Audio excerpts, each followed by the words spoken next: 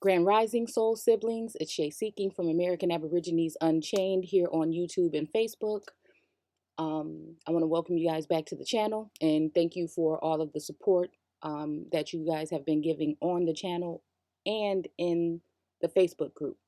So I've been in like a hiatus lately. The whole little coming up to that blue moon had me, in a zone or something. But again, I feel like it's for the best, and I feel like,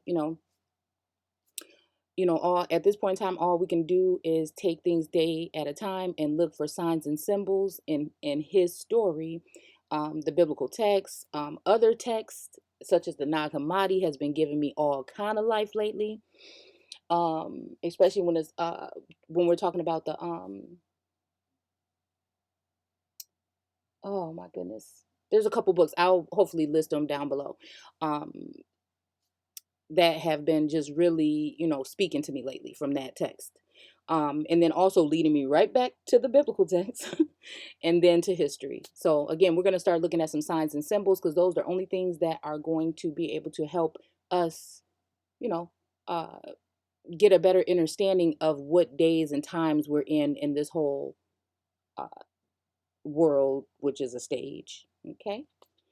So this one is going to be chopped up into different sections. It's gonna have to be. If you can see, like I have the screen, cut out where you can see.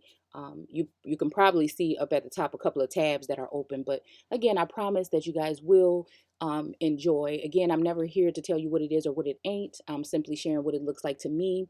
I advise everybody to not believe anything that anyone says. If you want to know more, then you should seek that information. You would have to be in the right mind, I feel, but again, in order to dig a little deeper. But again, everybody's at their own level in this journey, and this is why I do these videos in this way, because some people deal better with imagery, some people hear, some people can see, some of us can do all of them. Some of us have things that are sealed in our minds and we don't know why we're thinking about this, and then again, somebody else may be able to bring something out. This is why, of course, I use etymology. That's something that you guys have seen me do here lots of times. But I think I had someone saying to me about like a simple term that I know what it means, that I'm deceiving the people because I said this. But just because and that's what I was saying, like maybe you should check out my, YouTube channel, because I'm pretty sure some people are sick of me doing it. Etymology is how much I do it. You know what I'm saying? But just to let people know that, just because you see a little tidbit of something that I lay out, I may just lay an image out on Facebook, but there's a ton of information behind it. But it's just something to trigger me later on to make, it's like my Facebook page is like a post-it note thing where I put stuff up. I add things to it so that I can come back to it later. Some stuff is private, some stuff I make it public if I know I'm going to do a video or something on it soon. But again, just never just think just because you're in the group or just on Facebook or on Instagram, or just on the channel is where you're probably going to get uh, more in-depth information. Okay. So on that note, I use different terms to describe things. While you guys hear me say this is kind of like your this and that and that and that, you'll probably hear me do it in this next video. Is because there's people listening at different levels. And since I'm someone that sees at a lot of different levels, sometimes I have to deliver the message that way to at least, provoke thought, in my soul siblings, no matter what level they're at.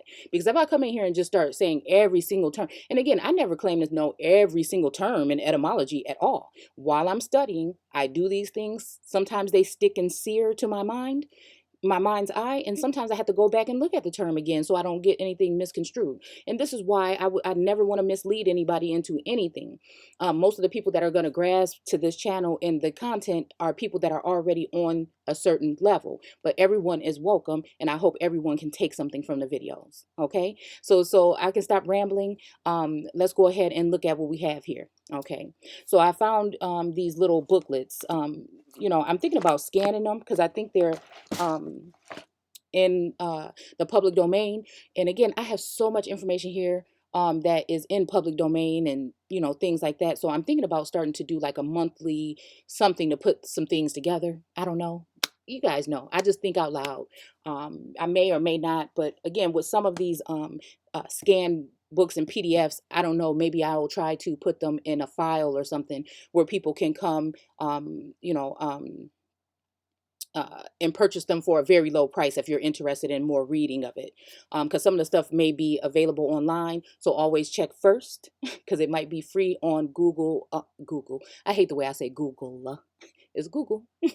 So, anyways, some of it may be free, so please check before you do that.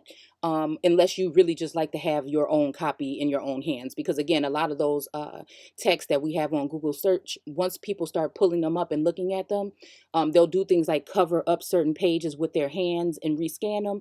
Even you can, I use these as resources, but again, the most power that I behold, I feel in my gifts is the a certain type of insight or seeing and hearing. So again, with all of those things put together is how, even if somebody tried to steer me by taking something out and placing something else in, other information confirms or is a witness to that, so that then I know that we're going. And then once we start going with the storyline and it matches all up and we find several other things to go with it, you know what I'm saying, using like a time frame or something, that's enough for me. That may not be enough for someone else. That's why sometimes I start things on here and then I don't complete them, because again, the energy has me flowing somewhere else. So I like to at least lay down things that have a lot of different levels to it, just in case I never get back to it. I may say I'm going to get back to it and I'm going to try to stop doing that, because I have all intentions to do so. But again, I go where I'm guided. You know what I'm saying? I might not get back to it to a year from now, things like that. Okay.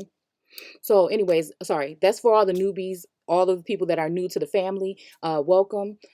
Let's go ahead and get into this. So, I found these books at an estate sale, and there's some about the American flag, some that have like, and I believe that they're like really, close to like being really like uh,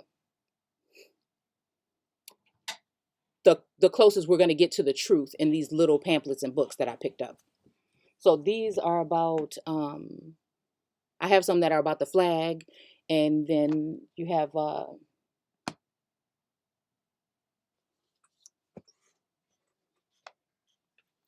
fault. So where were we? The pledge. Okay, so um, this is talking about the 31 words which affirm the values and freedom that the American flag represents are recited while facing the flag. So anyway, this is like kind of like a cultish, or I don't know, I always knew it had to have some kind of hidden something, because I really never liked doing it, and it wasn't until I was older where I didn't get up and do it anymore. In high school, when you could be a little bit more rebellious, and then it wasn't until my children started to go to school and I'm like, wait a minute, when I started doing research, I'm like, you ain't standing for that shit, and I'm gonna let your teacher know. Okay. You know what I'm saying? If you feel like you want to, you do it, but oh, I didn't feel okay, well then I'm gonna let them know that you're not. So again, you know to each his own. But all this facing the flag and put your hand, it just no. Okay, so it says as a pledge of America's loyalty to their country. Again, in what country? Americans' loyalty to their country. The Pledge of Allegiance was written for the 400th anniversary in 1892. And it's funny because I try to go back to everything. I'm talking a little fast because I want to get through this. So in I tried to look at all the stuff that was from 1892, but it was still including God. So I had to really kind of dig a little bit more to find this one that was talking about the fact that it was the portion on God was not even in the original. It had been added later on. So yeah, it's kind of things like that that you have to go through in order to find this type of information. Okay. So you really have to have some kind of spirit of thought or thoth or something of that nature in order to, go that deep. So in 1892, or some other, what I'm saying, energy that you guys are connected to, I'm not hating, what I'm saying, connecting to that realm, what I'm saying, to each his own. That's your makeup, that's your journey, that's the road that you're taking, what I'm saying, but that doesn't mean that we can't help each other with different information. Okay.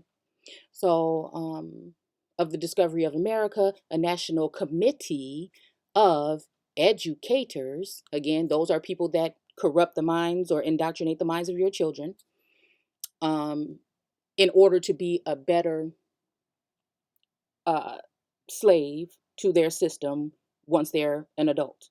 Okay. And then they continue to do it to adults as well. Okay. But again, people think we got to do what we got to do. And when we do what we got to do because someone said to do it, then we end up in places where we don't want to be. Um, okay. So, and civic leaders planned a public school celebration of Columbus Day to center around the flag, included with the script for ceremonies that would culminate in raising of the flag was the pledge. So it was in October 1892. Columbus Day programs. Anytime somebody is trying to giving you a program, you should question where that energy is taking you.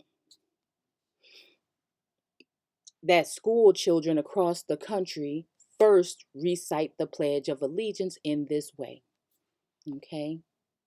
So again, this kind of reminds me of in the biblical text how it says that God said to do something, this entity, God, or one of these gods, said to do something this particular way, but then someone has changed or altered something along the way, and then it comes out a different way. So this is why I like to use different text, all the text I can get my hands on, to see a little bit deeper.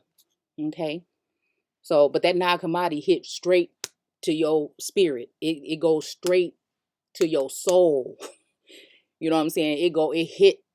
It hit. Once you I told you guys before, when I first started to read the Bible, um, it was before, okay, this could have been one thing. It was before I was diagnosed with narcolepsy, and things that make you, there's some things that will incite like sleepiness or whatever. And reading the Bible was one of them. Reading anything, uh, fiction was something like that. It would have to have some substance or something real, in order for me to be someone that can actually even keep my attention span. Um, so anyways, reading that text, I couldn't even finish a page of the Bible, and let alone really understand anything. Okay. Now this is probably about 15 years ago. And then after a little bit of soul searching and sleeping, I think I slept for like 3 years. I mean, not like literally, but I was so like overwhelmed and tired, and I was going through some transitioning, and now I know it was like my spiritual something cleansing or something, and shutting off from the world, and different things where your family thinks is depression. It's all these other things, you need church and all this other stuff, where you're pulling away like, whoa, I need me. That's who the fuck I'm searching for. So you know what I'm saying? So at the end of the day, uh, I couldn't even, really read it. And then now, once I started to see these patterns and these little signs and symbols after watching what was going on in the world, and it all goes together. After really tapping into these gifts and using them, now it's something that is just like, something, okay? Something magical, if you want to say. So, but anyways, reading different texts, picking up different terms that resonate with me on a high level, like earth and water were the first two that really resonated with me, where I had to get down to the bottom to what that meant. And Genesis and Revelations are the two that I had to really get down to get there. And other books as well. So anyways, and then the Nag Hammadi was introduced to me maybe about 2-3 years ago. um and before that, it was the Book of Mormon that I was in. So again, and then now recently I'm going into uh other ancient texts that are not really popular, but throughout that time I was just going into whatever was put in front of me and consuming it. So anyways, I'm rambling now, I'm sorry, but I do like to get, at least I can do is for you guys to get to know my journey a little bit, since I don't do that many, or I don't do any videos, you know um, with me in it, or any live videos or anything like that. Okay. So anyways, we're going to go ahead and read this. I pledge allegiance to, I don't even know where I was going with that, but you see what I'm saying? It's like everybody's journey is different and it's kind of chaotic. And then you come to this point where it just narrows itself and it puts you at peace. And when you ask, you receive, but not for cars and jewelry, for information, for wisdom, discernment, knowledge, these particular things that are the real staples of life that we've been, thinking that these other worldly things are it, and it ain't. You know what I'm saying? So that doesn't mean you can't have those things. It just means you need to center yourself first or seek self first in order to connect to the source, right? So, anyways, I pledge allegiance to my flag. Now, this is something that they were having children do. Now, I don't know what, flags were in the schools or whatever at this time, um, what people were coming over in floods, right, at this time, that were brought over here or sent over here in order to portray themselves as people that would be Americans and to displace the people that were originally here. So again, I don't know how that went for those people in 1982. Okay, but again, nowadays we see what it is. It's the United States flag. Okay, because again, I have a difficulty when we're talking about America. I separate that.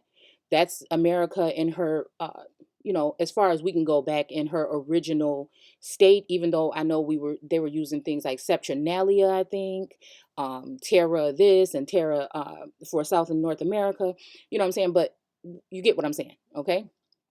So I separate America, okay, from the United States, okay, because the United States is more of a sovereign acting republic that is um,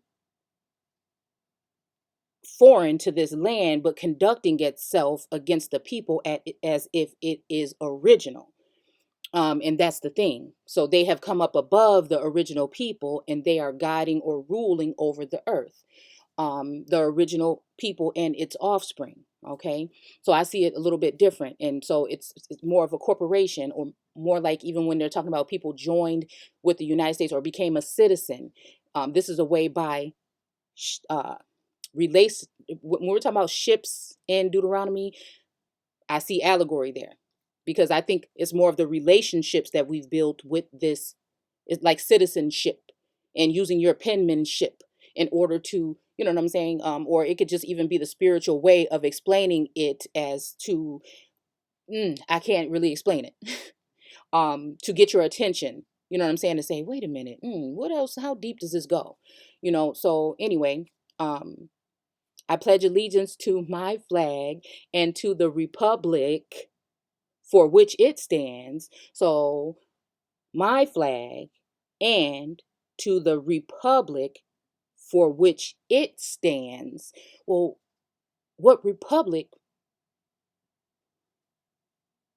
are we talking about? That's kind of vague there. Which republic are we talking about? You know, um, that's kind of like saying, oh, that's for me and my grandmother, which, is the reason why I'm here. Well, you have a couple different grandmothers. Which one are you giving this honor or paying this homage to today? See, you know, um, okay.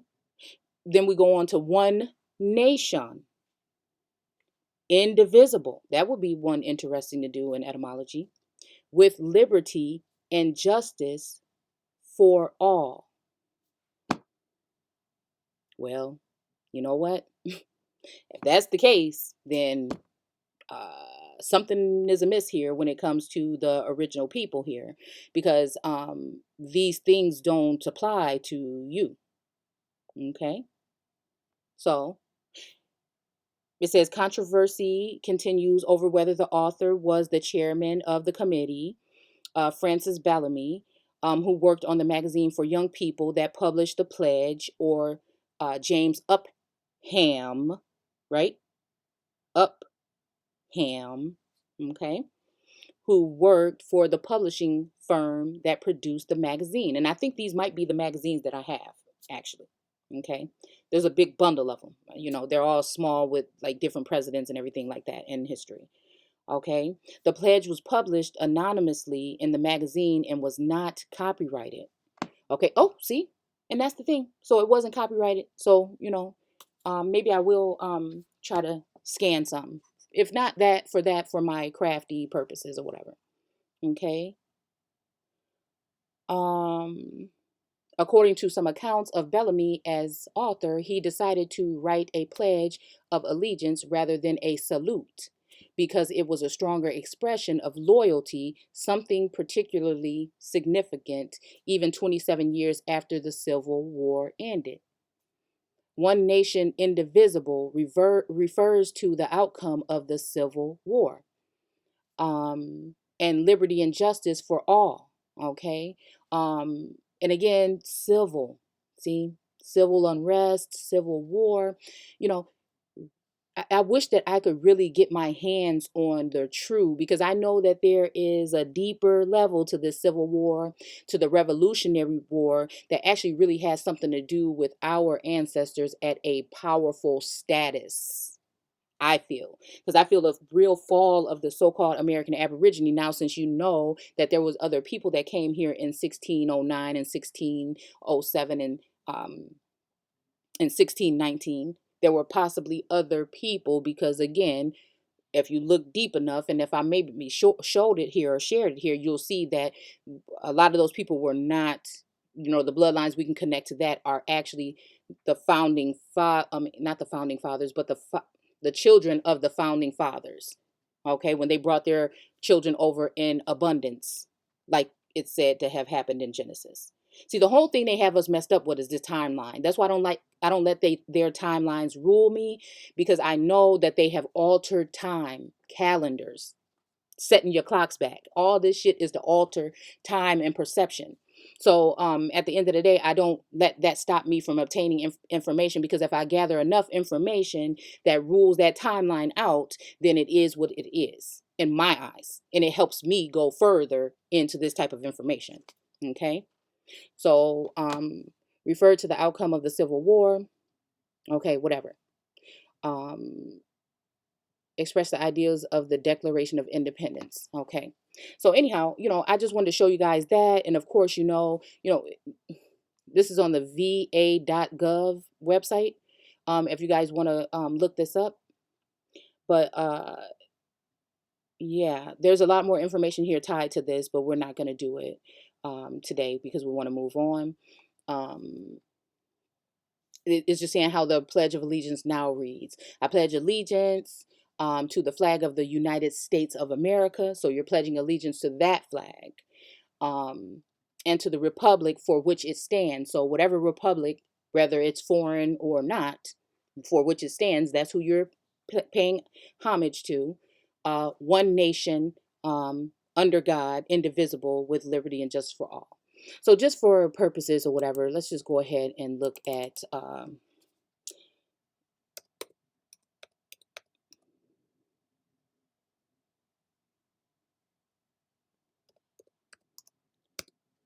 let's even see if it gives it to us. Okay. Indivisible. Okay. 15th century old French. Not divisible or divisible. Sorry. Not opposite of. Not opposite of. Oh, it's funny how we go down here to the related terms and we have atom. Uncut. See, this is going to show up in another term that I think we're going to do too. Unhewn.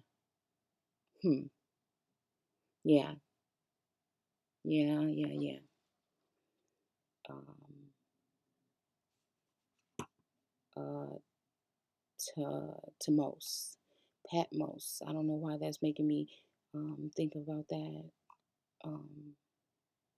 Divide, individual, to divide, single, separate, of but one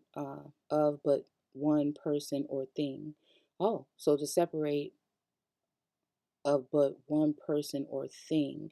It's kind of reminding me of the caste system, as if these people, like I'm saying, the low caste or the so-called redneck or white trash or whatever, are the derogatory terms that have been given to these people. Um, they by their people, okay. So it's just, those are the waters below. So those would be the commoner. If we're looking at the caste system, those would be the commoners, peasants, and servants, who once were side by side again with, especially when we're talking about the South, with those particular Indians that were, or so-called Negroes or Black people, um, that were in the South, okay, or even in the Louisiana area, which would be like a Sodom and Gomorrah. hmm which would have a naval. Okay, we're not even on that part yet. So that was a melting pot or mixing pot of groups, but then later on divided. Okay, so anyway, yeah, I just, that was interesting. So let's see, capable of being separated or disunited. Okay, so something that's if you guys hear that, that's my foot on my thing or whatever. Capable of being separated or disunited. Hmm. To divide, basically to divide. Okay. But the N means, let's see. Let's go down here. Not. Hmm. So again, could this be speaking? Because sometimes it takes me a little time to catch on to things. You guys know that from watching my studies, um, or walking with me during my studies. Enemy, for instance, and that few that do enemy, for instance, no longer are felt as negative, so no longer felt as a threat even. Un with native or nativized ones.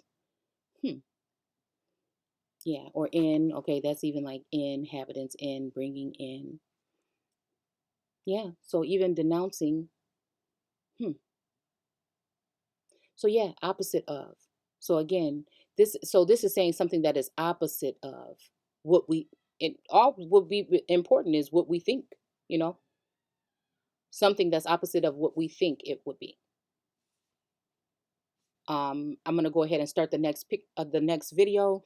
Since yeah, there's a lot of distractions coming in right now, so I'm gonna come back and we're gonna start clear with the scriptures. Okay, thanks a lot for watching and take care.